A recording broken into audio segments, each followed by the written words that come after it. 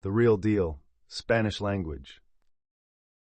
Durante cientos de años, los gentiles no han adorado a Dios en espíritu y en verdad, como se afirma en Juan 4 y 23. Dice, pero la hora viene, y ahora es, cuando los verdaderos adoradores adorarán al Padre en espíritu y en verdad, porque también el Padre tales adoradores busca que le adoren. Los verdaderos adoradores son verdaderos cristianos, y debes entender que no lo eres en este momento, pero con suerte lo serás en el futuro. Hubo una tragedia que les sucedió a los cristianos gentiles y a los santos, que eran creyentes justos en espíritu.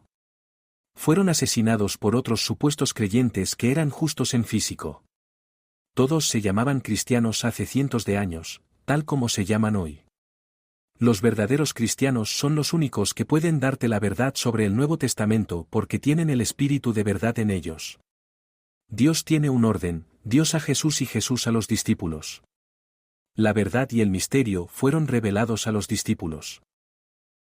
Marcos 4, 11-12, y les dijo, a vosotros se os ha dado a conocer el misterio del reino de Dios, pero a los que están fuera, todo les viene en parábolas, 12 para que, viendo, vean y no perciban, y oyendo, oigan y no entiendan. Lucas 8, 9-10, entonces sus discípulos le preguntaron, diciendo, ¿qué significa esta parábola?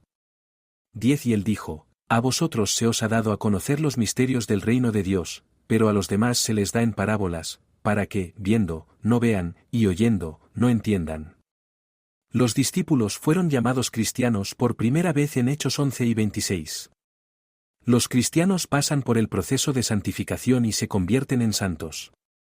Por lo tanto, son los cristianos y los santos quienes enseñan a los creyentes, aquellos que no están bautizados con el Espíritu Santo con la manifestación del Espíritu de verdad.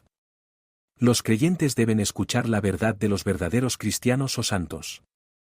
Romanos 8, 8. Así que, los que viven según la carne no pueden agradar a Dios. 1 Corintios 3 y 44. Se siembra cuerpo animal, resucita cuerpo espiritual. Hay cuerpo animal y hay cuerpo espiritual.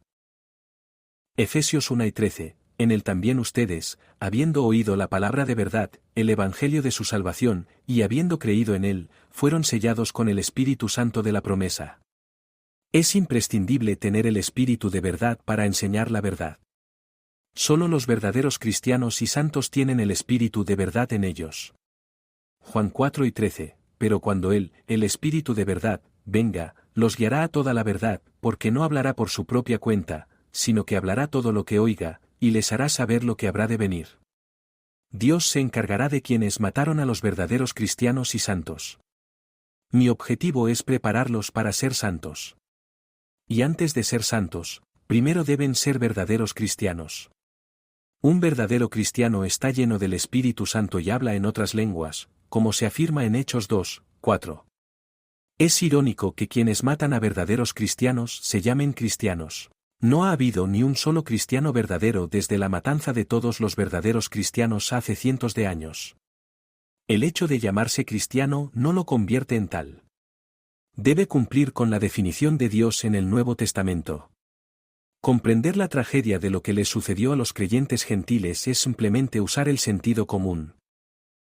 Fueron creyentes físicamente justos quienes querían controlar a creyentes espiritualmente justos con dinero, poder y control. La única manera de controlarlos era matándolos. Preferían morir antes que cambiar la verdad de la palabra de Dios, porque tenían el Espíritu de verdad en ellos. Juan 2 y 17, el Espíritu de verdad, al cual el mundo no puede recibir, porque no lo ve ni lo conoce, pero ustedes lo conocen, porque mora con ustedes y estará en ustedes. ¿Qué sucedió después que afectó a los creyentes? Denominación. Cualquiera puede fundar una denominación basándose en su propia opinión. Por eso muchos llaman a la religión una opinión. Puede basarse en poca verdad o en ninguna. Pregunta, ¿cómo se espera que una denominación, después de cientos de años, conozca la verdad ahora que comenzó sin ella? El hecho de que una denominación haya existido, enseñando sus falsas narrativas hasta el punto de convertirlas en tradición, no la convierte en verdadera. ¿Ninguna denominación sabía que Mateo 28, 19-20 es la definición de cristiano? ¿O que Juan 3, 5, Marcos 16, 16-18, Hechos 2, 4 o incluso Juan 3 y 16 definen lo que es un cristiano? Cada una de estas escrituras habla del Espíritu de Cristo, del Espíritu de Dios y del Espíritu de verdad. Por muy inteligente que se crea el hombre, ha sido incapaz de comprender la verdad espiritual de la palabra de Dios. 1 Corintios 2 y 14. Pero el hombre natural no percibe las cosas que son del Espíritu de Dios, porque para él son locura, y no las puede entender, porque se disciernen espiritualmente. Un pastor o líder que se presenta ante la congregación, llamándose cristiano y a la congregación como cristianos, desconoce el Nuevo Testamento y no tiene idea de qué se trata el reino de Dios. ¿Por qué no te comparas con los discípulos que fueron llamados cristianos después de ser bautizados por el Espíritu Santo? Hechos 11 y 26. Jesús les enseñó la verdad, recibieron el Espíritu de Cristo. Juan 8 y 22, recibieron el Espíritu de Dios y el Espíritu de verdad cuando fueron bautizados por el Espíritu Santo.